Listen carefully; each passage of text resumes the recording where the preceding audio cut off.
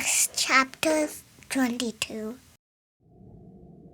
Brothers and fathers, hear my defense which I now offer to you. And when they heard that he was addressing them in the Hebrew dialect, they became even more quiet. And he said, I am a Jew, born in Tarsus of Cilicia, but brought up in the city, educated under Gamaliel, strictly according to the law of our fathers, being zealous for God just as you all are today. I persecuted this way to the death, binding and putting both men and women into prisons, as also the high priest and all the council of the elders can testify. From them I also received letters to the brothers, and started off for Damascus in order to bring even those who were there to Jerusalem as prisoners to be punished. But it happened, as I was on my way, approaching Damascus at about noon, a very bright light suddenly flashed from heaven all around me, and I fell to the ground and heard a voice saying to me, Saul, Saul, why are you persecuting me? And I answered, Who are you, Lord? And he said to me, I am Jesus the Nazarene, whom you are persecuting. And those who were with me saw the light, but did not understand the voice of the one who was speaking to me.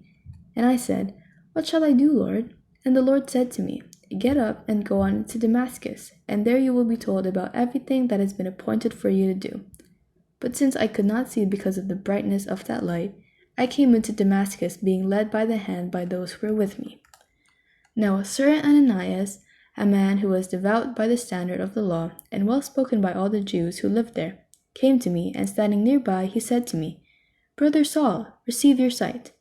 And at that very moment I looked up at him. And he said, The God of our fathers has appointed you to know his will, and to see the righteous one, and to hear a message from his mouth. For you will be a witness for him to all people of what you have seen and heard. Now why do you delay? Get up and be baptized, and wash away your sins by calling on his name.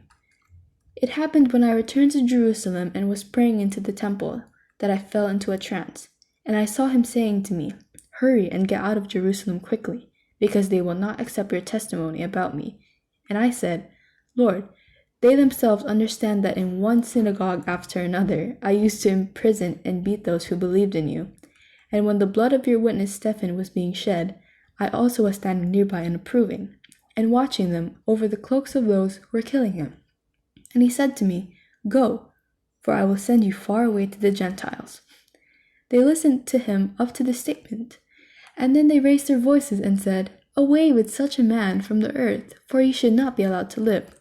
And as they were shouting and throwing off their cloaks and tossing dust into the air, the commander ordered that he be brought into the barracks, saying that he was to be interrogated by flogging, so that he would find out the reason why they were shouting against him that way. But when they stretched him out with straps, Paul said to the centurion who was standing by, Is it lawful for you to flog a man who is Roman and uncondemned? When the centurion heard this, he went to the commander and told him, saying, What are you about to do? For this man is a Roman. The commander came and said to Paul, Tell me, are you a Roman? He said, Yes. The commander answered, I acquired the citizenship for a large sum of money. And Paul said, But I was actually born a citizen. Therefore, those who were about to interrogate him immediately backed away from him, and the commander also was afraid when he found out he was a Roman, because he had put him into chains. Now on the next day, wanting to know for certain why Paul had been accused by the Jews, he released him and ordered the chief priests and all the council to assemble, and brought Paul down and placed him before them.